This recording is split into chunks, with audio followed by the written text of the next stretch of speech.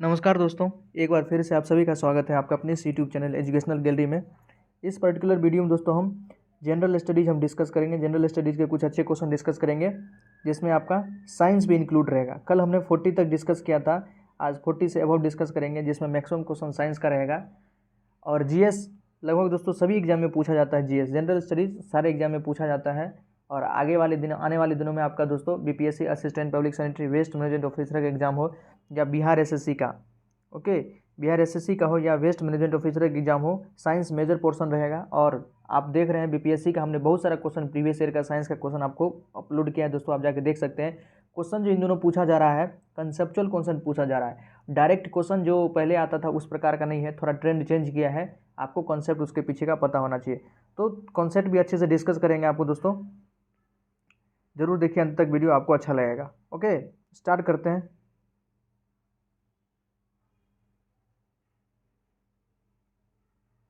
देखिए दोस्तों, कुछ थोड़ा बहुत ब्लर है लेकिन आप आसानी से इसको पढ़ सकते हैं। ओके, स्टार्ट करते हैं दोस्तों क्वेश्चन नंबर फर्स्ट से। हिरोशिमा पर पहला परमाणु बम कब गिराया गया था? आपको पता होगा 1945 में जब द्वितीय विश्व युद्ध हो रहा था, तो हिरोशिमा और नागासाकी पर दोस्तों किसने, अमेरिका ने बम गिराया था। ओके, अमेरिका ने परमाणु बम गिराया था। तो 6 अगस्त को हिरोशिमा पर, हिरोशिमा है और दूसरा है नागासाकी। ओके, ये दो जगह था, जापान का जगह है। यहाँ पे हिरोशिमा को 6 अगस्त को और नागासाकी पर दोस्तों 9 अगस्त को, मतलब 9 अगस्त 1945 को ये बम गिराया था।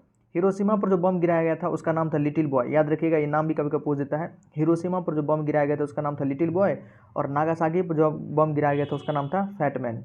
उसका नाम था फैटमैन। All right. और देखिए दोस्तों, हिरोशिमा पर जिस विमान से बम गिराया गया था उसका नाम था इनोला गे।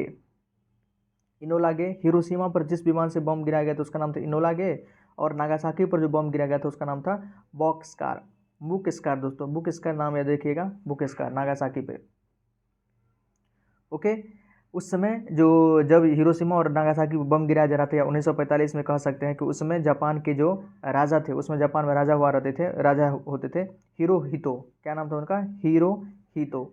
ओके, हिरोहितो उस समय राजा थे। इन्होंने क्या किया था कि अमेरिका ऑब्वियसली गिराएगा ही, कोई भी अपने रक्षा के लिए गिराएगा ही। इन्होंने अमेरिका के जो पर्ल हार्बर जो उसका बंदरगाह था, पोर्ट था, उसको पूरी तरह से नेस्तनाबूद कर दिया था दोस्तों। तो अमेरिका ने फिर बाद में जाके 6 अगस्त और 9 अगस्त को इस पर परमाणु हमला किया, तब जाके ये शांत हुआ।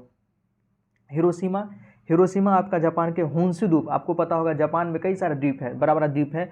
होकाइडो है, होन्शु है, क्यूशो है, एक और हमको नाम नहीं याद आ रहा दोस्तों।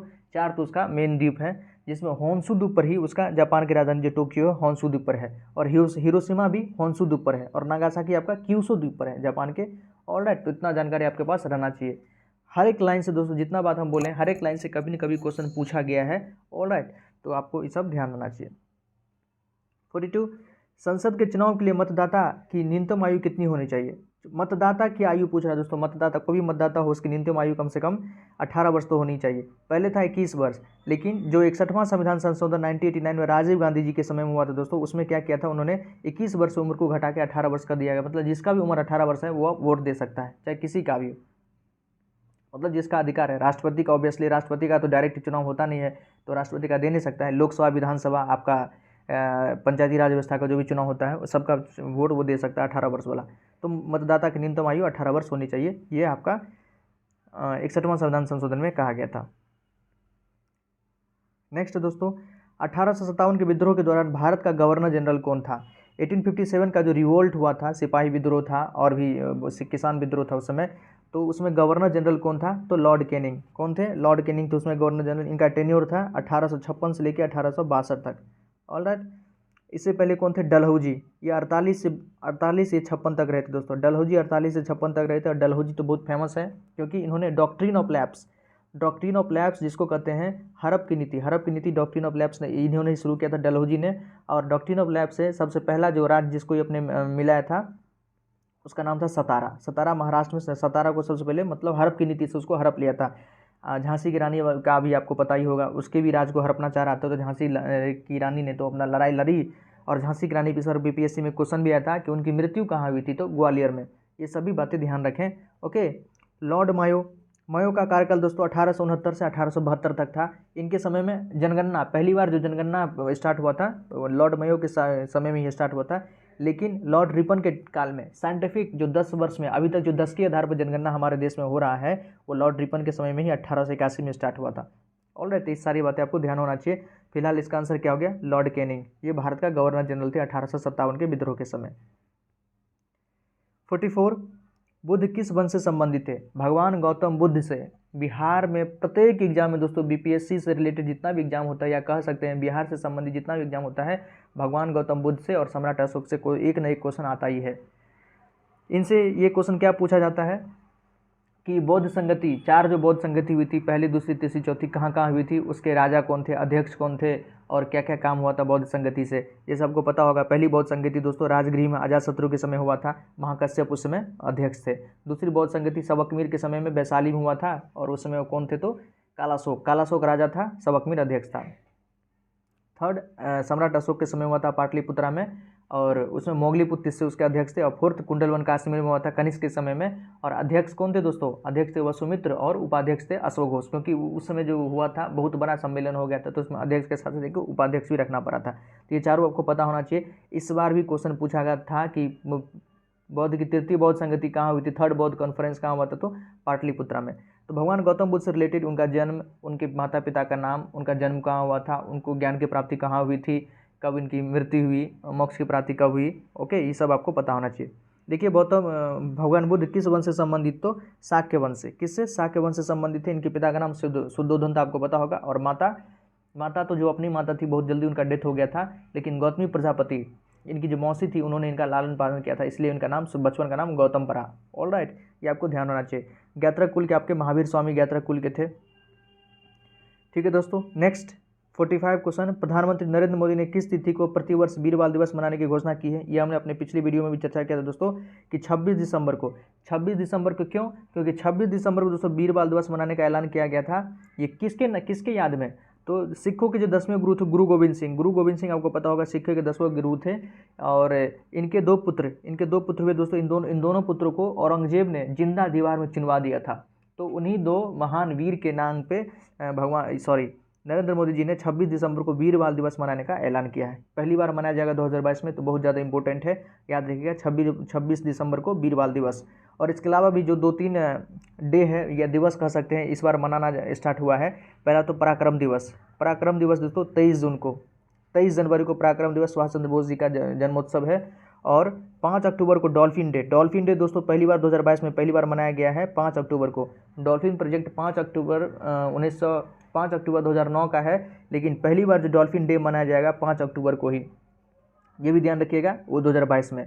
और एक तो वीर बाल दिवस 26 दिसंबर वाला, वो भी याद रखें। ये तीनों दिन जो है पहली बार 2022 में मनाए जाने की घोषणा की गई है।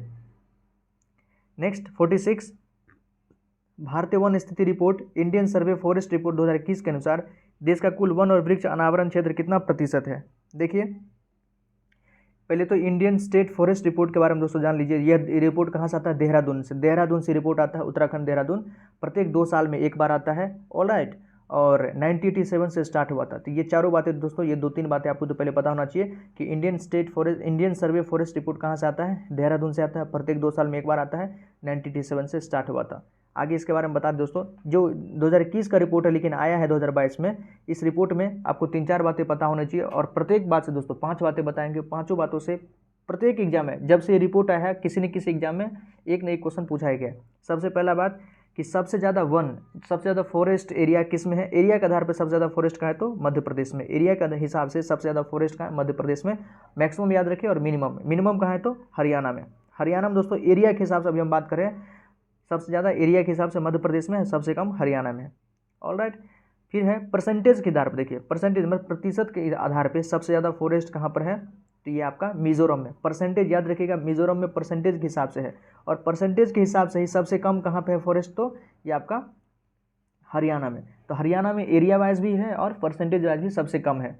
ये 4 बात दोस्तों याद रखिए। और 5वां जो इम्पोर्टेंट बात है कि वन ग्रोथ सबसे ज़्यादा एरिया में कहाँ ग्रोथ हुआ है? फॉरेस्ट एरिया में ग्रोथ सबसे ज़्यादा कहाँ दिखा गया है? वन क्षेत्र में वृद्धि कहाँ दिखा गया दोस्तों? ग्रोथ जो होता है 2 साल में जो ग्रोथ हुआ है वो कहाँ दिखा गया तो आंध्र प्रदेश में। कहाँ? आंध्र प्रदेश में। तो ये 5 बातें दोस्तों, प्रत्येक 5 बात से एक न एक क्वेश्चन प्रत्येक एग्जाम में, जो भी एग्जाम हुआ है इस रिपोर्ट के बाद वो एग्जाम में पूछा गया है 5 बात से। तो आपको ये ध्यान रखना चाहिए। हो सकता है आगे जो भी एग्जाम हो उसमें क्वेश्चन पूछा जा सकता है, 100% पूछा जा सकता है। देखिए इसका आंसर क्या होगा, तो अभी जो रिपोर्ट आया था उसमें दिया गया था कि 24.62% जो है भाग देश का कुल क्षेत्र पर वृक्षारोपण है। ऑलराइट, याद रखिएगा 24.62%। 47, कौन सा राज्य या यूटी जहां लगातार 2 महिला मुख्यमंत्री बनी थी। देखिए ये क्वेश्चन आप आसानी से सॉल्व कर सकते हैं दोस्तों। बिहार में अभी तक एक ही महिला मुख्यमंत्री रह चुकी है, राबड़ी देवी जी।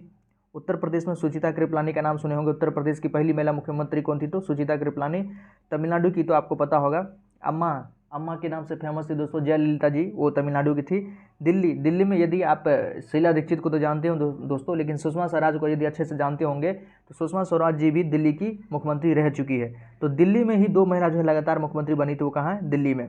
पहले सुषमा स्वराज, अब बाद में शीला दीक्षित। शीला दीक्षित जी तो बहुत दिनों तक दिल्ली की मुख्यमंत्री रही थी, और उन्हीं का कह सकते हैं उनको पद कौन हटाया था, उनको चुनाव में कौन हराया था, तो अरविंद केजरीवाल जी, और तब से वो लगातार बने हुए हैं मुख्यमंत्री, अच्छे मुख्यमंत्री अरविंद केजरीवाल जी। तो हमारा आंसर क्या हो गया 47 का सी, दिल्ली। 48, अंतरिक्ष की यात्रा करने वाले भारत के पहले स्पेस टूरिस्ट कौन होंगे। अंतरिक्ष का यात्रा करेंगे और भारत के पहले स्पेस टूरिस्ट होंगे दोस्तों, कौन है, तो संतोष जॉर्ज। कौन है, संतोष जॉर्ज कुलानग्रा, संतोष जॉर्ज कुलानग्रा। ऑलराइट, और पूरी दुनिया में यदि पूछे तो जो स्पेस टूरिस्ट सबसे पहले कौन थे, तो वैलेंटीना टेरेस्कोवा। वैलेंटीना टेरेस्कोवा जो था सबसे पहली स्पेस टूरिस्ट थी पूरी दुनिया में, और ये भारत से पूछे तो संतोष जॉर्ज कुलानग्रा। 49, बृहस्पति ट्रोजन क्षुद्र ग्रहों का पता लगाने के लिए नासा द्वारा किस मिशन को लॉन्च करने की घोषणा की गई। देखिए सबसे पहले बृहस्पति ग्रह और क्षुद्र ग्रह, आपको ये दोस्तों क्षुद्र ग्रह मतलब एस्टेरॉयड के बारे में पता होना चाहिए। एस्टेरॉयड ग्रह, एस्टेरॉयड कहाँ का है, एस्टेरॉयड बेल्ट है पूरे, ये एस्टेरॉयड बेल्ट कहाँ पर है, तो मार्स, जो मार्स ग्रह है और जुपिटर, मार्स और जुपिटर के बीच में दोस्तों एक पूरा बेल्ट है, एक पूरा बेल्ट है कह सकते हैं, पूरा एक क्षेत्र है जहाँ पे एस्टेरॉयड, बहुत सारे एस्टेरॉयड है। एस्टेरॉयड मतलब क्या, ग्रह का ही जो ग्रह, जब बिग बैंग थ्योरी जब हो रहा था दोस्तों, जब बिग बैंग थ्योरी विस्फोट हुआ था तो बहुत सारा ग्रह का टुकड़ा कुछ बिखर गया, टूट के बना ग्रह का टुकड़ा, वो कहाँ है, मार्स और मतलब मंगल और जुपिटर बृहस्पति के बीच में बहुत सारा टुकड़ा है, बड़ा बड़ा पत्थर का टुकड़ा है जो सूर्य का, वो भी ऑब्वियसली सोलर सिस्टम का पार्ट है, तो सूर्य का चक्कर लगा रहा है। ये कहाँ पर है, तो मार्स और जुपिटर के बीच में एस्टेरॉयड बेल्ट। कभी कभी ये भी क्वेश्चन पूछता है कि एस्टेरॉयड बेल्ट कहाँ पर है, तो मंगल और बृहस्पति के बीच में है। ऑलराइट, तो ये ध्यान रखिएगा। इसी को देखिए, ट्रूजन क्षुद्र ग्रह का पता लगाने के लिए, बृहस्पति का ट्रूजन क्षुद्र ग्रह को पता लगाने के लिए नासा ने एक मिशन लॉन्च किया, उसका नाम क्या, तो मिशन लूसी। क्या नाम है, मिशन लूसी।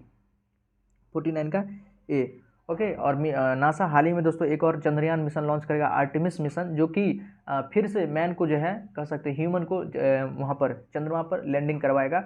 ये नासा का बहुत बड़ा उपलब्धि फिर से होगा, क्योंकि एक बार 1969 में अपोलो 11 से वो नील आर्मस्ट्रांग को, बज एल्ड्रिन को और माइकल कॉलिंस को भेज चुका है चंद्रमा पर, दूसरी बार भेजेगा। तो आर्टेमिस मिशन से चंद्रमा का मिशन है नासा का, वो भी ध्यान रखिएगा, इंपॉर्टेंट है, 2022 या शायद 23-24 में भेजेगा, लेकिन इन दोनों बहुत ज़्यादा चर्चा में रहता है आर्टेमिस मिशन।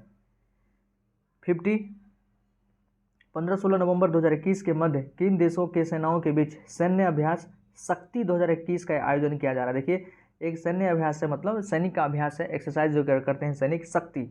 तो शक्ति है दोस्तों भारत और फ्रांस के बीच में एक एक्सरसाइज है जिसका नाम है शक्ति अभ्यास। याद रखिएगा, शक्ति एक्सरसाइज किसके बीच में, भारत और फ्रांस के बीच में। जैसे भारत और श्रीलंका के बीच में कौन सा एक्सरसाइज होता है, स्लिनेक्स। स्लिनेक्स दोस्तों भारत और श्रीलंका के बीच में कौन सा होता है, स्लिनेक्स एक्सरसाइज भारत और श्रीलंका के बीच में होता है। भारत और अमेरिका के बीच में होता है ब्रज परिहार।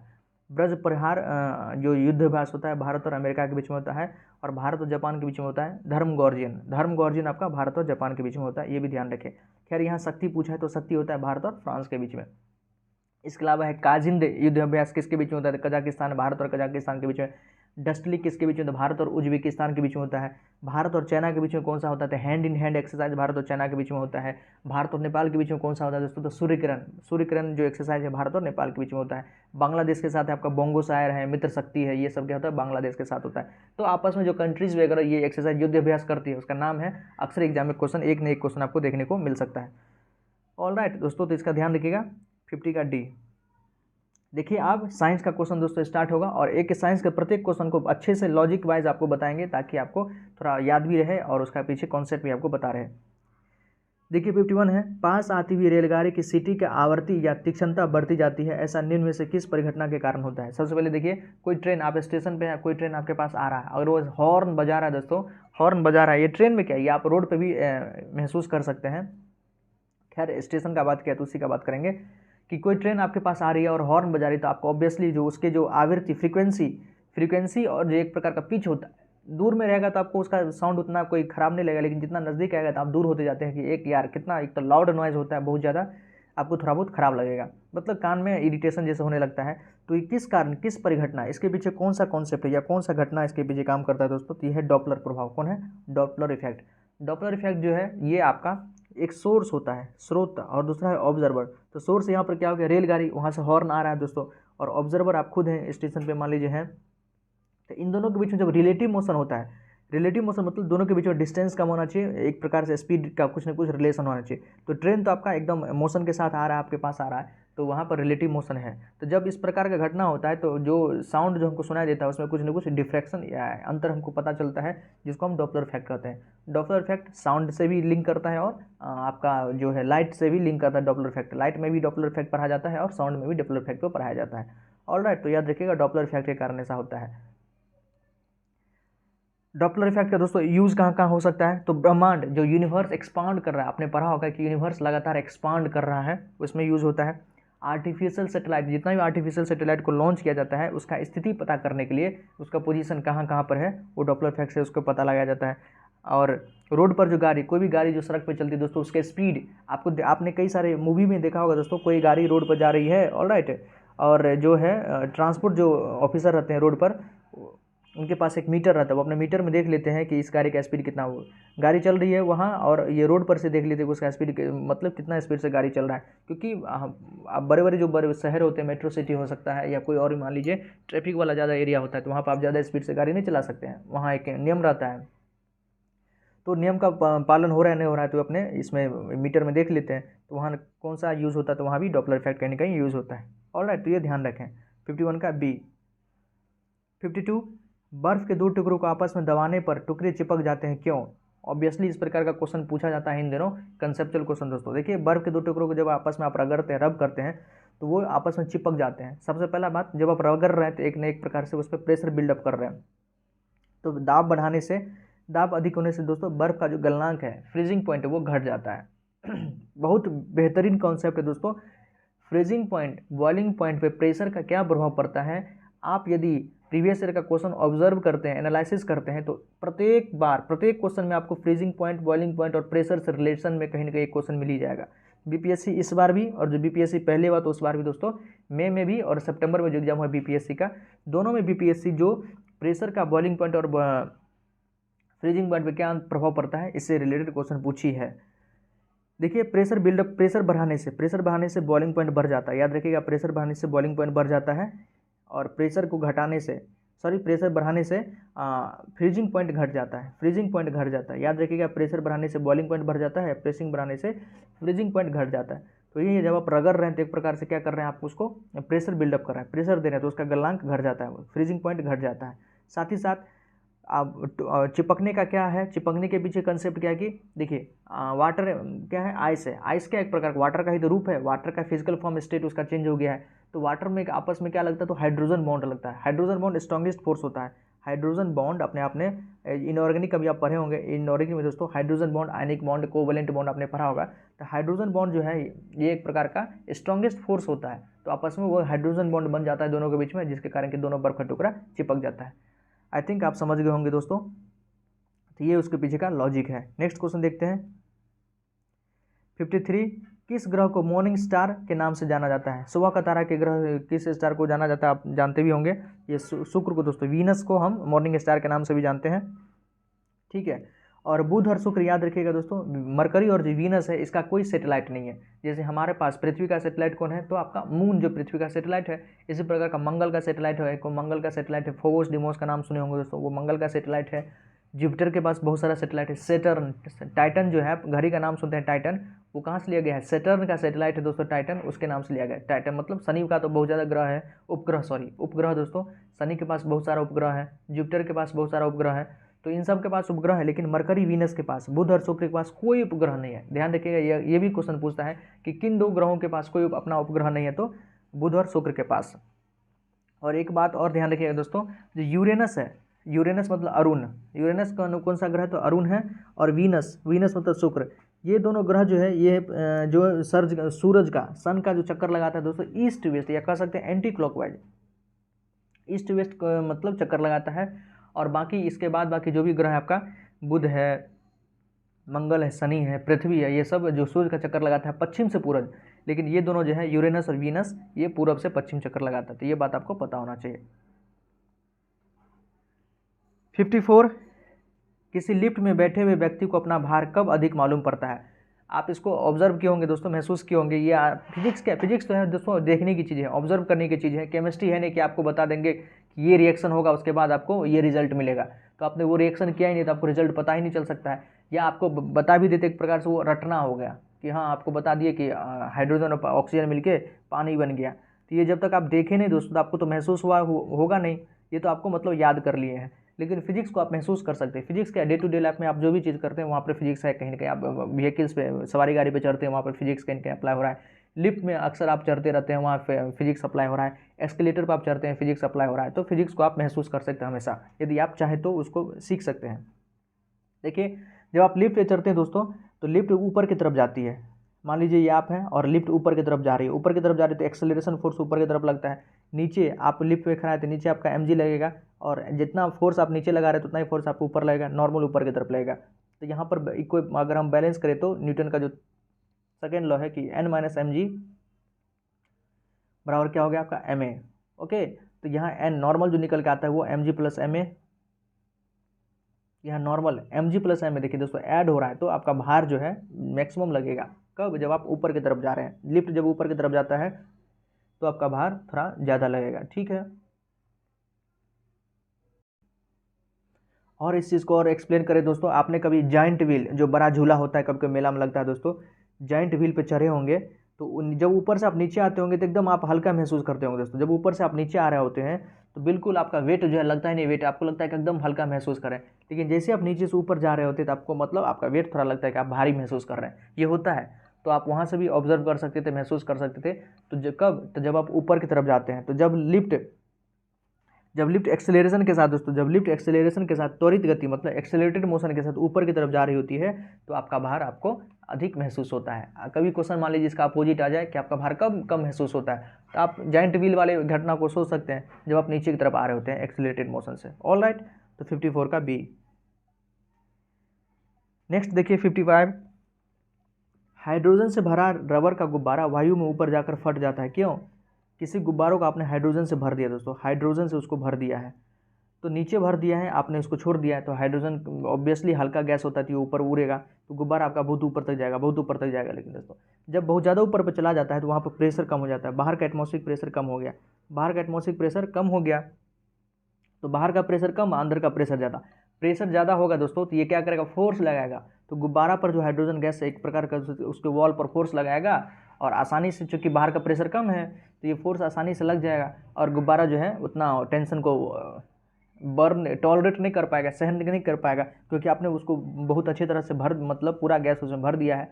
तो गुब्बारा का वॉल जो दीवार जो है क्योंकि वो फ्लेक्सिबल होता है वो ब्लास्ट कर जाएगा। तो उसके पीछे कारण का कॉन्सेप्ट क्या है, तो लॉजिक ये दोस्तों कि प्रेशर ऊपर जाने पर आपने महसूस किया होगा कि पहाड़ पर जो भी पर्वतारोही जाते हैं दोस्तों, पहाड़ पर माउंटेरियन कभी माउंटेन पर क्लाइंब करने के लिए जाते हैं, चढ़ाई करने के लिए जाते हैं, या माउंट एवरेस्ट पे आप देखते होंगे जाते हैं बहुत सारे लोग चढ़ाई करने के लिए, तो वो अपने पीछे ऑक्सीजन सिलेंडर लेके जाते हैं। कारण क्या है कि एयर का प्रेशर वहाँ बहुत कम है।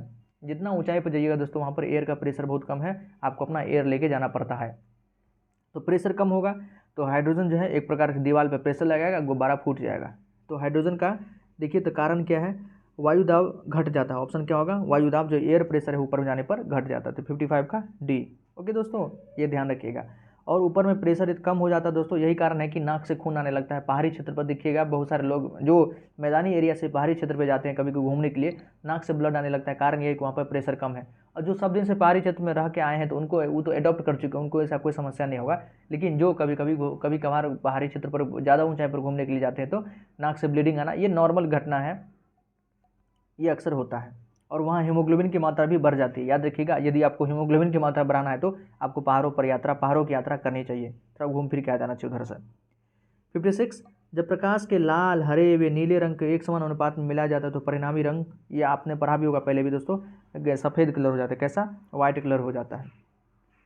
57, माध्यम में तापमान की वृद्धि के साथ प्रकाश की गति, अगर मान लीजिए कोई मीडियम है, उसमें हम टेम्परेचर को बढ़ा दें तो स्पीड ऑफ लाइट का स्पीड क्या होगा, तो लाइट का स्पीड दोस्तों मीडियम में टेम्परेचर बढ़ाने से कोई फर्क नहीं पड़ेगा, क्योंकि स्पीड ऑफ लाइट आप जानते हैं 3 × 10⁸ मीटर पर सेकेंड होता है, 3 × 10⁸ मीटर पर सेकेंड, या इसी को हम 3 लाख किलोमीटर पर सेकेंड भी बोलते हैं। ये इतना ज़्यादा है कि आप टेम्परेचर को हल्का फुल्का चेंज भी कर देना तो इसमें अगर 1-2% बढ़ भी गया, कहने के बाद 1-2 बढ़ भी गया मीटर पर सेकेंड में, तो कोई फर्क नहीं पड़ेगा, तो वैसा का वैसा ही रहता है, नो चेंज। 57 का सी। 58 रडार का उपयोग, रडार हो, सोनार हो, डॉपलर हो, साउंड से दोस्तों मैक्सिमम क्वेश्चन अक्सर एग्जाम में पूछे जाते हैं, तो साउंड तो अच्छे से पढ़ के जाना चाहिए आपको। रडार का उपयोग निम्न में से किसके लिए किया जाता है, तो देखिए दोस्तों, जहाजों वायुयानों आदि को ढूंढने के लिए, मार्ग निर्देश करने के लिए, जो आप जानते हैं कि एरोप्लेन वगैरह जो आसमान में उड़ता है वो क्या आगे उसको रास्ता दिखता है, या रास्ता ऑब्वियसली दिन को तो देख ही लेता है दोस्तों, लेकिन रात को उसको कौन सा रास्ता दिखता है, तो वो कोई रास्ता वगैरह उसको नहीं दिखता है, उनको रडार से पूरा ट्रांसमिशन जो है यहाँ से उनको सिग्नल भेजा जाता है रडार के माध्यम से, और उनको बताया जाता है कि इतना डिग्री पर तुम चलो, इतना डिग्री पर चलो, तो इस प्रकार से वो प्लेन उड़ाते हैं।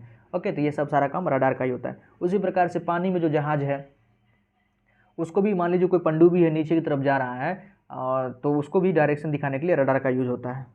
ओके, 59 देखिए, निम्नलिखित में से कौन समय का मात्रक नहीं है, अधिवर्ष समय का मात्रक है दोस्तों, चंद्रमा समय का मात्रक है, प्रकाश वर्ष दोस्तों दूरी का मात्रक है, लाइट ईयर जो है दूरी का मात्रक है, पारसेक दूरी का मात्रक है, ये आपको पता भी होगा। ओके, तो 59 का सी। अधिकतर जो लाइट वर्ष जो है स्टूडेंट कंफ्यूज हो जाते हैं, तो लाइट वर्ष डिस्टेंस का यूनिट है, आपको ध्यान रखना चाहिए। 60 निम्नलिखित द्रवों में से कौन सा ऊष्मा का बहुत अच्छा चालक है, देखिए बहुत सारा लिक्विड दिया हुआ है, इसमें से आपको बताना है कि कौन हीट का अच्छा एक कंडक्टर है, चालक मतलब कंडक्टर है। पारा मतलब मरकरी, पानी, ईथर या बेंजीन, तो हमारा आंसर दोस्तों पारा होगा, मरकरी। इसलिए मरकरी हीट का अच्छा कंडक्टर है, यही कारण है कि मरकरी का प्रयोग हम लोग थर्मामीटर में करते हैं, पानी का नहीं करते हैं। पानी उतना अच्छा कंडक्टर नहीं है दोस्तों हीट का, ऑब्वियसली पानी हीट को कंडक्ट करता है, तभी तो कन्वेक्शन के माध्यम से पानी गर्म हो जाता है, लेकिन वो बेस्ट कंडक्टर नहीं है। बेस्ट कंडक्टर क्या होगा, हमारा पारा होगा। अगर पानी वेस्ट कंडक्टर होता दोस्तों तो कूलिंग एजेंट के रूप में हम पानी का यूज़ नहीं करते। आप जानते हैं मशीन को ठंडा करने के लिए, जो आपका जनरेटर हो या बड़े बड़े जो मशीन होते हैं उसको ठंडा करने के लिए उसमें कार्बोरेटर में पानी दिया जाता है ताकि वो मशीन ठंडा रहे, यही कारण है। यदि वो गुड कंडक्टर ऑफ हीट रहता तब हम क्यों यूज़ करते हैं, तो पानी कूलिंग एजेंट का काम करता है, ना कि हीटिंग एजेंट का। ऑलराइट, तो 60 का ए ध्यान रखिएगा, पारा। 61 नीला थोथा ब्लू विट्रोल का रासायनिक नाम क्या है, तो कॉपर सल्फेट दोस्तों, जो कॉपर सल्फेट होता है CuSO4, या अब इसको हम ब्लू विट्रोल भी कहते हैं, क्या कहते हैं, ब्लू विट्रोल भी कहते हैं। ब्लू विट्रोल का यूज़ आप डिसइंफेक्टेंट बनाने में, कीटनाशक के रूप में हम करते हैं, कलर बनाने में करते हैं, और कॉपर को कह सकते हैं, कॉपर को एक्सट्रैक्ट करने में भी, कॉपर के शुद्धिकरण में ब्लू विट्रोल का यूज़ करते हैं। सोडियम सल्फेट दोस्तों यहाँ दिया है, सोडियम सल्फेट का यूज़ हम लोग जो मेडिसिन बनाने में करते हैं। ओके, और कैल्शियम सल्फेट तो आप जानते होंगे CaSO4.2H2O, CaSO4.2H2O, ये क्या होता है, तो प्लास्टर ऑफ पेरिस होता है, प्लास्टर ऑफ पेरिस का सीमेंट उद्योग में इसका काम होता है, और ये बहुत सारा काम है कैल्शियम सल्फेट का। ठीक है, नेक्स्ट 62 पानी का अधिकतम घनत्व किस तापमान पर होता है। मैक्सिमम डेंसिटी ऑफ वाटर दोस्तों 4 डिग्री सेल्सियस पर होता है, 4 और -4 दोनों दिया है, तो कन्फ्यूजन ना होइएगा। जो पानी का ग्राफ आपने कभी पढ़ा होगा, तो पानी का ग्राफ दोस्तों डेंसिटी कैसा इस प्रकार से होता है, ये 4 डिग्री सेल्सियस यहाँ टेम्परेचर है, और यहाँ क्या होता है आपका डेंसिटी है, तो 4 डिग्री सेल्सियस में पानी का तापमान मतलब डेंसिटी सबसे ज़्यादा होता है, 4 से कम में डेंसिटी कम होता है, 4 से ज़्यादा में ही पानी का डेंसिटी कम हो जाता है। ओके, 4 डिग्री सेल्सियस से टेम्परेचर यदि कम रहेगा तब पर भी 4 डिग्री सेल्सियस से टेम्परेचर यदि कम रहेगा तब पर भी डेंसिटी कम होगा पानी का, और 4 डिग्री सेल्सियस से ज़्यादा पर भी आपका डेंसिटी कम रहता है पानी का। लेकिन वॉल्यूम का टेम्परेचर से रिलेशन दूसरा दोस्तों पानी के क्षेत्र में, देखिए 4 डिग्री सेल्सियस पे ऑब्वियसली डेंसिटी सबसे ज़्यादा, तो वॉल्यूम सबसे कम होगा, ये आपका वॉल्यूम है, वॉल्यूम का ग्राफ है। तो 4 डिग्री सेल्सियस पर याद रखिएगा पानी का जो वॉल्यूम होता है सबसे कम होता है, 4 डिग्री सेल्सियस से कम पर भी वॉल्यूम पानी का ज़्यादा होता है, 4 डिग्री सेल्सियस से अगर ज़्यादा टेम्परेचर देते तब भी पानी का वॉल्यूम जो है ज़्यादा होगा, तो वॉल्यूम का ग्राफ उल्टा होता है, और इसको रिवर्स हाइपरबोला कहते हैं और उसको हाइपरबोला कहते हैं। 63 नाभिक की द्रव्यमान संख्या मास नंबर क्या है, ये क्वेश्चन दोस्तों ये इस बार BPSC में पूछा गया, BPSC PCS में। तो देखिए मान लीजिए कोई एलिमेंट है X है, तो ऊपर क्या होता है इसका मास नंबर होता है, नीचे क्या होता है प्रोटॉन नंबर, इस प्रकार से उसको रिप्रेजेंट किया जाता है। तो मास नंबर या इसको द्रव्यमान संख्या भी कहते हैं, ये क्या होता है दोस्तों प्रोटॉन प्लस न्यूट्रॉन का एडिशन, मतलब न्यूक्लियस में कितना प्रोटॉन है कितना और न्यूट्रॉन है दोनों को ऐड कर लीजिए, वही आपका मास नंबर हो गया। और जेड क्या होता है, ये तो नंबर ऑफ प्रोटॉन होता है, प्रोटॉन की संख्या कितना है न्यूक्लियस में वो उसका जेड होता है, जिसको हम एटॉमिक नंबर भी बोलते हैं। ऑलराइट, ठीक है। तो प्रोटॉन और न्यूट्रॉन मतलब दोस्तों न्यूक्लियस के अंदर होता है, इसलिए इसको न्यूक्लियन भी कहते हैं। न्यूक्लियस के अंदर वाले जितना भी कंपोनेंट है उसको क्या होता है, न्यूक्लियन। तो नाभिक में न्यूक्लियनों की संख्या को हम क्या करते हैं, मास नंबर कहते हैं। तो 63 का ए। नेक्स्ट है वो आयन जिनमें इलेक्ट्रॉनों की संख्या समान होती है। देखिए वैसा आयन, आयन क्या मतलब, अगर किसी एलिमेंट में से, जैसे सोडियम है दोस्तों, ये भी नॉर्मल एलिमेंट है, एक इसमें से हम एक क्या करते हैं, एक इसका इलेक्ट्रॉन हम निकाल देते हैं, Na+ हो गया, ये क्या होगा, सोडियम का आयन हो गया। फ्लोरीन है, फ्लोरीन आप जानते हैं एलिमेंट है, एटॉमिक नंबर इसका 9 होता है, इसमें एक इलेक्ट्रॉन हम ऐड कर दिए तो F- हो गया। ये आपस में क्या है, आइसो इलेक्ट्रॉनिक है, क्योंकि इसमें नंबर ऑफ, आप देखिएगा इलेक्ट्रॉन सेम होता है।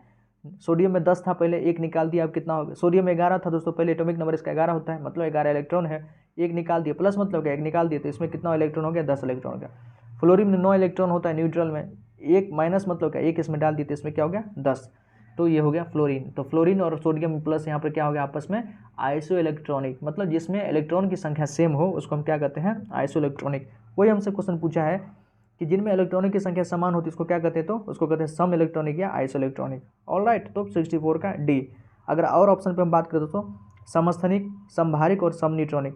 समस्थानिक दोस्तों आइसोटोप्स, समस्थानिक मतलब आइसोटोप जिसमें प्रोटॉन के नंबर सेम हो, प्रोटॉन का नंबर अगर सेम हो, मान लीजिए कोई एलिमेंट है XAP और दूसरा है YAP, YAP नहीं रखते दोस्तों, यहाँ N रख देते हैं, क्योंकि AA सेम है, यही प्रोटॉन नंबर होता है। ये क्या होता है, प्रोटॉन नंबर। अगर प्रोटॉन का नंबर सेम है तो उसको क्या कहते हैं, आइसोटोप्स कहते हैं।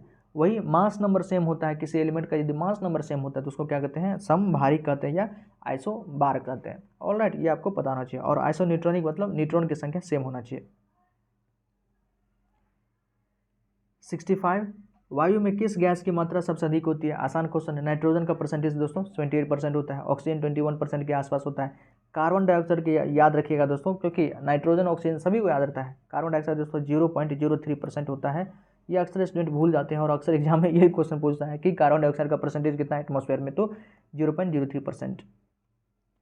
66, निम्नांकित में कठोरतम धातु कौन है। देखिए इसमें से आपको ऑप्शन दिया है, इसमें से कठोरतम धातु कौन है। ऑब्वियसली आपको पता होगा कि पूरी दुनिया का सबसे जो हार्डेस्ट सब्सटेंस है आपका डायमंड है, ऑलराइट। लेकिन यहाँ जो ऑप्शन दिया है उसमें से आपको बताना है कठोरतम कौन है, तो सोना, लोहा और प्लेटिनम। प्लेटिनम दोस्तों इसमें से सबसे ज़्यादा कठोर है, सबसे ज़्यादा हार्ड कह सकते हैं।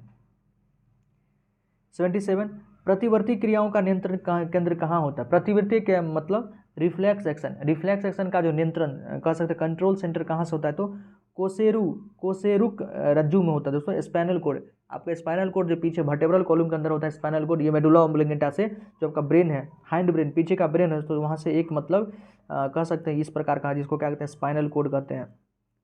जितना भी रिफ्लेक्स एक्शन है, रिफ्लेक्स एक्शन दोस्तों यहीं से कंट्रोल होता है। जैसे अचानक आप रास्ते में जा रहे हैं, सांप देख लिए तो आप डर जाते हैं, ये स्पाइनल कोड ही कंट्रोल करता है। किसी ने आपको मतलब पीछे से पिंच कर दिया, आप अचानक, या मच्छर काट लेता है मच्छर मान लीजिए दोस्तों पे आपके नीचे पैर में काटा है, मान लेते हैं पीछे नीचे पैर में काटा है, और आपके ब्रेन को मैसेज चल जाता है। स्पाइनल कोड मतलब इतना रिफ्लेक्स रहता है, इतना तेज़ी से आप मारते, सीधे हाथ आप मारते हैं, एकदम पोजीशन पर जाके लगता है। तो ये सब रिफ्लेक्स एक्शन का ही काम है, ऑलराइट। तो याद रखिएगा प्रतिवर्ती क्रिया मतलब रिफ्लेक्स एक्शन किससे कंट्रोल होता है, तो कोशिरेरु मज्जु या स्पाइनल कोड इसको कहते हैं। 68, निम्न में से कौन सा एक मानव निर्मित गेहूं है। ह्यूमन ने किस गेहूं को बनाया दोस्तों। आप जानते हैं कि जब से ग्रीन रेवोल्यूशन हुआ 1965 के बाद, जो हमारे स्वामीनाथन थे, MS स्वामीनाथन, भारत में उसको हरित क्रांति के जनक कहा जाता है, और पूरी दुनिया में नॉर्मन बोरलॉग USA के साइंटिस्ट थे, आपको पता होगा।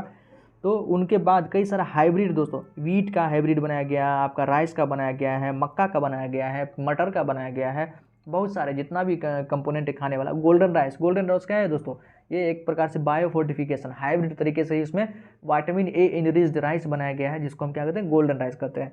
तो ये सब ग्रीन रेवोल्यूशन के बाद ही हुआ है। उसी प्रकार से एक गेहूं बनाया गया दोस्तों, इसका नाम है ट्रिटिकम स्टिबम, वो मानव निर्मित है हाइब्रिड तरीके से, उसमें मतलब गामा रेडिएशन को म्यूटेशन के माध्यम से उसको बनाया गया है, उसका नाम है ट्रिटिकम स्टिबम। क्या नाम है, ट्रिटिकम स्टिबम। तो 68 का हमारा आंसर क्या हो गया, बी। याद रखिएगा 68 का भी, ट्रिटिकेल, उसको क्या कहते हैं, ट्रिटिकेल स्टिबम, पूरा नाम है ट्रिटिकेल स्टिबम। नेक्स्ट देखिए, चूना, कैल्शियम हाइड्रोक्साइड हवा में किसके साथ धीरे धीरे प्रतिक्रिया करता है ताकि दीवारों पर कैल्शियम कार्बोनेट का परत बन जाए। देखिए दोस्तों, आपने कभी अपने घर की पुताई किया होगा, तो पुताई जब करते हैं दोस्तों तो हम क्या यूज़ करते हैं, कैल्शियम हाइड्रोक्साइड, उसको हम चूना कहते हैं। कैल्शियम हाइड्रोक्साइड क्या होता है, चूना इसको कहते हैं। स्लेक्ड लाइम भी कहते हैं, कैल्शियम हाइड्रोक्साइड इसको कहते हैं, ऑलराइट। ये जब आप पुताई कर दिए तो तो पोताई कर देते एटमॉस्फेयर में CO2 तो है, CO2 में एटमॉस्फेयर दोस्त, इस दोनों के साथ रिएक्शन करके ये क्या बनता है, कैल्शियम कार्बोनेट। कैल्शियम कार्बोनेट को मार्बल कहते हैं। ये एक प्रकार से पपरी टाइप का कह सकते हैं, एक लेयर बन जाता है, आपका घर चमकने लगता है। तो क्या बन जाता है, कैल्शियम हाइड्रोक्साइड रिएक्शन करके CO2 के साथ, किसके साथ रिएक्शन करता है, CO2 के साथ दोस्तों, आपका कैल्शियम कार्बोनेट बन जाता है। वही पूछता है कि कैल्शियम कार्बोनेट बनता है किसके साथ रिएक्शन करके, तो CO2 के साथ रिएक्शन करके कैल्शियम कार्बोनेट बना लेता है। तो 69 का डी, और एकदम दूधिया हो जाता है दोस्तों, चमकने लगता है। 70 फूलगोभी, कॉलीफ्लावर का खाने का योग्य भाग कौन सा होता है, तो कॉलीफ्लावर का हम दोस्तों पुष्पक्रम खाते हैं। क्या कहते हैं, पुष्पक्रम। ऑप्शन डी याद रखिएगा, 70 का डी। 71 पोलियो ड्रॉप ओरल के खोजकर्ता कौन थे। पोलियो ड्रॉप जो तो ओरल पोलियो ड्रॉप का खोजकर्ता कौन थे दोस्तों, तो ये थे साबिन, अल्बर्ट साबिन। जो पोलियो ड्रॉप ओविल के ओरल कह सकते हैं, ओरल जो मुंह के माध्यम से लेते हैं, उसके खोजकर्ता थे अल्बर्ट साबिन। हाँ, पोलियो वैक्सीन का खोज किसने किया था दोस्तों, पोलियो का टीका का खोज साल्क ने किया था। पोलियो का टीका का खोज साल्क ने किया था। और रॉबर्ट कोच तो आप जानते होंगे, टीबी का जो दोस्तों बैक्टीरिया, टीबी का बैक्टीरिया किसने खोजा था, रॉबर्ट कोच ने खोजा था। और फादर वैक्सीनेशन जो इस बार बीपीएससी में क्वेश्चन पूछा है, किसको कहते हैं, टीका के सबसे पहले टीका किसने बनाया था, तो एडवर्ड जेनर। ऑल राइट, तो ये सारी बातों का आप ध्यान रखें। वैसे हमारा आंसर क्या होगा, 71 का सी। 72 विषाणु में क्या होता है, वायरस के अंदर क्या होता है दोस्तों, तो वायरस के अंदर सिर्फ न्यूक्लिक एसिड होता है और उसके अंदर प्रोटीन होता है। वायरस के अंदर सिर्फ न्यूक्लिक एसिड होता है, प्रोटीन होता है। वायरस जो है लिविंग और नॉन लिविंग दोनों के बीच में कनेक्टिंग लिंक का काम करता है दोस्तों। वायरस जो बाहर रहता है तो नॉन लिविंग फॉर्म में है। एटमॉस्फेयर में बहुत सारा वायरस है, वो नॉन लिविंग है दोस्तों, लेकिन जैसे ही हमारे बॉडी के अंदर या किसी भी प्लांट एनिमल किसी भी अंदर चल जाए लिविंग बॉडी के अंदर, तो ये उसका मैकेनिज्म का यूज़ करके खुद को लिविंग कर लेता है। तो बाहर में नॉन लिविंग के फॉर्म में रहता है और अंदर जाता है लिविंग हो जाता है। तो वायरस जो है लिविंग और नॉन लिविंग के बीच में कनेक्टिंग लिंक का काम करता है। ऑलराइट, ये भी ध्यान रखिएगा।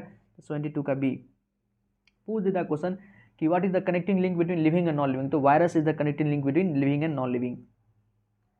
73 टीबिया नामक हड्डी किस में पाई जाती है। देखिए टीबिया, आप अगर फीमर देखिए, मान लीजिए दोस्तों ये जांघ का हड्डी है, यहाँ फिर आपका घुटना हो जाता है ये, ठीक है। इसके बाद दो हड्डी होता है, एक टीबिया होता है, एक फिबुला होता है।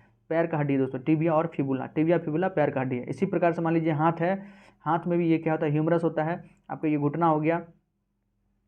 और इसके बाद क्या होता है, एक रेडियस होता है, एक अल्ना होता है। तो हैंड में हमारे पास रेडियस अल्ना होता है, और पाँव में क्या होता है, उसी के स्थान पे टीबिया एंड फिबुला होता है। तो टीबिया के बारे में पूछा है तो पैर का हड्डी है टीबिया फिबुला। 74 सर्वप्रथम विषाणु वायरस का खोज किसने किया था, तो वायरस का खोज दोस्तों इवानोविस्की, वायरस का खोज दोस्तों इवानोविस्की ने किया था, ठीक है। वायरस का खोज इवानोविस्की ने किया था। 74 का बी। 75 आलू किस कुल से संबंधित है, potato is related with which family. आपने दोस्तों कभी बायोलॉजी पढ़ा होगा, तो दोस्तों हम लोग कई सारा बायोलॉजी में पढ़ाया जाता है। सोलेनेसी फैमिली है, कुकुरबिटेसी फैमिली है, रोजेसी फैमिली है, फेबेसी फैमिली है, लिलिएसी फैमिली है। जैसे प्याज किस फैमिली से बिलोंग करता है, तो लिलिएसी से। जितना भी आपका दाल दोस्तों, दाल सब फेबेसी फैमिली से बिलोंग करता है। सोलेनेसी से आपका आलू, बैंगन, टमाटर, मिर्च, ये सब सोलेनेसी फैमिली से बिलोंग करता है। कुकुरबिटेसी से आपका खरबूजा, तरबूज, ये सब है कुकुरबिटेसी से बिलोंग करता है। रोज जो है रोजेसी फैमिली से बिलोंग करता है। आपका जो है दोस्तों सूरजमुखी हो सकता है, गेंदा हो सकता है, ये सब आपका कंपोजिटिव फैमिली से बिलोंग करता है। तो हमसे पूछा है आलू किस कुल से संबंधित है, तो सोलेनेसी, किससे, सोलेनेसी। तो 75 का ए। इसके बाद मैथमेटिक्स का क्वेश्चन दोस्तों, तो ये कुछ साइंस का क्वेश्चन है, तो कुछ जीएस का इंपॉर्टेंट क्वेश्चन था दोस्तों, जिसको हमने आपसे डिस्कस किया है। आई होप आपको अच्छा लगा हो दोस्तों। पर अपनी पूरी ऊर्जा के साथ दोस्तों जितना हम कर सकते उतना हमने किया है। बहुत सारा कॉन्सेप्ट भी आपको बताया है। आप सबको ध्यान रखें दोस्तों, हर एक बात जो बोले हैं कहीं ना कहीं एग्जाम में पूछा गया है, और अक्सर एग्जाम में पूछा जाता है, रिपीटेड क्वेश्चन ही है। बार बार हम चूंकि प्रीवियस ईयर का क्वेश्चन पढ़ते रहते थे, हमें ध्यान रहता है। ऑलराइट, तो जरूर इसको पूरा देखिएगा दोस्तों। इसके अलावा यदि आप बुक पढ़ने के शौकीन हैं दोस्तों, सिलेबस के बाहर जरूर पढ़ना चाहिए। हम भी बहुत सारा बुक पढ़ते रहते हैं दोस्तों आए दिन, क्योंकि मोबाइल से बेटर है, मोबाइल में टाइम किल करने से बेटर है दोस्तों कि आपको किताबों में इन्वेस्ट करना चाहिए, किताबों को पढ़ना चाहिए दोस्तों। किताब आपको बाहरी दुनिया से कनेक्ट करता है, लिंक करता है, बहुत सारी चीज़ें लिखा रहता है दोस्तों। देखिए the art of public speaking बेहतरीन किताब है, किस प्रकार से हमें बोलना चाहिए ताकि सामने वाला हमसे इन्फ्लुएंस हो जाए, हमारे मतलब कह सकते हैं कि हमारे बस में आ जाए, ये भी कह सकते हैं। ऑब्वियसली नरेंद्र मोदी जी क्या करते हैं, इतने सुंदर बोलते हैं कि सब उनसे मतलब हमेशा खुश ही रहते हैं। तो आर्ट ऑफ पब्लिक स्पीकिंग बेहतरीन किताब, इसको आप परचेज कर सकते हैं। चिंता छोड़ो सुख से जियो दोस्तों, कहते न, चिंता से चतुराई घटे, दुख से घटे शरीर। चिंता करने में से कोई फायदा नहीं है, कुछ भी बदलने वाला नहीं है। ओके, जो जैसा होना होगा वो तो होके ही रहेगा। आप वरी करके किसी में टेंशनाइज होकर स्ट्रेस लेके कुछ नहीं, किसी का कुछ नहीं होने वाला है, आपका खुद का नुकसान होगा। चिंता से चतुराई घटे, दुख से घटे शरीर। नहीं चिंता करना चाहिए, नहीं दुख करना चाहिए दोस्तों। अपना काम करना चाहिए, अपने पर फोकस करना चाहिए, खुद को बिल्डअप करना चाहिए, खुद को मजबूत करना चाहिए हर एक परिस्थिति में, ताकि भविष्य में कोई भी चुनौती आ जाए, दोस्तों कम से कम आप अपने बच्चों को तो अच्छे से मोटिवेट कर पाएंगे। ओके, तो ये सब चीज़ें आपको किताब के माध्यम से दोस्तों अच्छे से बहुत बढ़िया तरीके से आपको बताया जाएगा। ऑब्वियसली बहुत सारा आप ऑनलाइन भी मोटिवेशन देखते होंगे, बट वो चीज़ें एक बार हम कान से सुनते हैं दूसरे तरीके से निकल जाता है। आपके पास बुक होना चाहिए ताकि आप उसको, जब भी आपको कमी महसूस लगे, उसका बहुत सारा लाइन होता है दोस्तों कि आपको प्रेरित करता है वो लाइन पढ़ने का दोबारा। ऑल राइट, जैसे रश्मिरथ ऋतु का हमने दोस्तों जो रामधारी सिंह दिनकर जी ने लिखा है, उनकी कुछ कविताएं की पंक्तियां हम हमेशा याद रहता है। जब भी हमको मतलब कोई चीज़ इधर उधर लगने लगता है दोस्तों, मतलब टेंशन वगैरह कुछ ऐसा होता है, कोई काम हमको बड़ा लगने लगता है कि यार ये फिर काम हमारे पास आ गया है, तो हम उस लाइन को दोहरा देते हैं कि सच है विपत्ति जब आती है कायरों को ही दहलाती है, सूरमा नहीं विचलित होते, क्षण एक नहीं धीरज खोते, संकट विघ्नों को गले लगाते हैं। सॉरी, एक बार फिर से हम दोहराते हैं दोस्तों।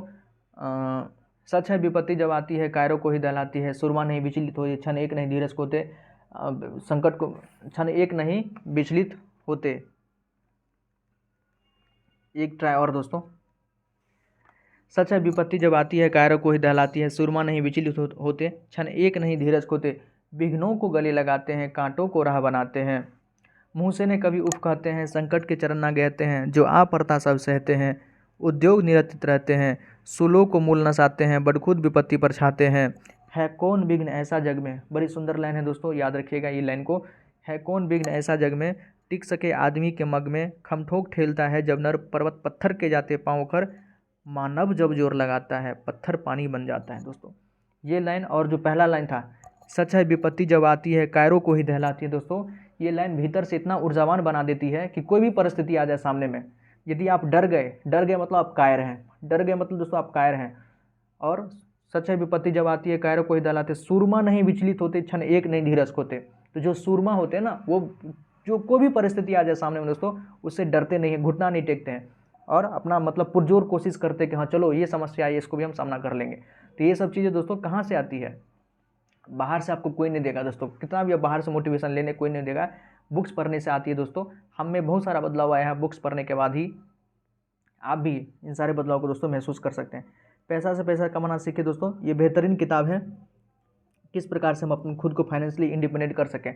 हम सब अभी तक किसी न किसी रूप से दोस्तों अपने माता पिता पर, अपने बड़े भाई पर या किसी और पे, आप भी हो सकते हैं किसी पर डिपेंडेंट रहते हैं, लेकिन हमको फाइनेंशियली इंडिपेंडेंट होना चाहिए। तो वो तरकीब निकालना चाहिए, कैसे हम हो सकते हैं, हमारे पास कोई उपाय नहीं है, कम से कम किताब पढ़ के उसमें बहुत सारा तरीका दिया रहता है, आप जान सकते हैं। ऑल राइट, जितना है तो जिद करें, ये भी किताब अच्छी किताब है दोस्तों। 8 रूल्स ऑफ लव, जय सेठी एक बहुत बेहतरीन राइटर हैं, अभी इनका नया किताब है 8 रूल्स ऑफ लव। यदि आप लव वगैरह में हैं तो किस प्रकार से लव करना चाहिए दोस्तों, आप इस किताब के माध्यम से अच्छे से सीख सकते हैं। लव का मतलब अधिकार नहीं होता है, जो हमने लव को जाना है दोस्तों, लव का मतलब अधिकार नहीं होता है, मतलब आप पोसेसन, आप किसी से लव कर रहे हैं तो मतलब आपका उस पर अधिकार नहीं हो गया है। ओके, तो बहुत सारी चीज़ें हैं लव दोस्तों अपने आप में, आप जानते हैं भगवान श्री कृष्ण भी लव किए थे, ठीक है यार, उनको देखें और आप खुद को देखिए, आपको सारा अंतर पता चल जाएगा। जब भी कोई किसी परिस्थिति में फंसे तो आप उनको याद कर लीजिए, दुनिया के सबसे बड़े प्रेमी तो हम भगवान श्री कृष्ण को ही मानते हैं, तो आपको पता चलेगा। ये सारी बातें दोस्तों इस बुक में लिखा हुआ है, समझ सकते हैं। The power of your subconscious mind, आप अपने दिमाग से, ऑब्वियसली दोस्तों हमारे दिमाग में इतना पावर है, इसी दिमाग के बलबूते किसी ने बड़ा बड़ा कंप्यूटर बना दिया, जिस कंप्यूटर के बल से लोग चंद्रमा पर गए, मंगल पर जाएंगे, और क्या क्या दोस्तों ईजाद किया, दुनिया को इतने ज़्यादा इवॉल्व कर दिया इसी दिमाग के बलबूते। वो किसी मतलब कह सकते हैं कि कोई बाय बर्थ जन्मजात कोई विद्वान नहीं थे, यहाँ प्रैक्टिस से अच्छे संगत में रह के वे आगे बढ़े हैं। जो भी बढ़े हैं दोस्तों, आप भी कर सकते हैं, खुद को डेवलप कीजिए, अपने दिमाग को विकसित कीजिए दोस्तों। हौसलों का सफ़र, ये बेहतरीन किताब है IPS ऑफिसर का दोस्तों। टैबलेट वगैरह अगर परचेज करना चाहते हैं, ऑनलाइन स्टडी करते हैं दोस्तों, तो टैबलेट बेटर रहेगा पढ़ने के लिए, मोबाइल से माथा दर्द करने लगता है, आँख में पेन होने लगता है। देखिए मेरे टेबल पे इतना सारा किताब है दोस्तों, इंग्लिश हिंदी दोनों है, हम दोनों पढ़ते हैं, तो ये किताब आप देख सकते हैं। बहुत सारी किताब दोस्तों, डिस्क्रिप्शन बॉक्स में लिंक है, आप वहाँ जाकर परचेज कर सकते हैं। और चूँकि अमेजोन पर भी डिस्काउंट चल रहा है, भारी डिस्काउंट चल रहा है, तो ज़रूर आपको परचेज करना चाहिए। ओके दोस्तों, आपको अच्छा लगा तो प्लीज़ हमारे वीडियो को लाइक कीजिएगा। बहुत बहुत धन्यवाद। हमारे चैनल को सब्सक्राइब कर लें।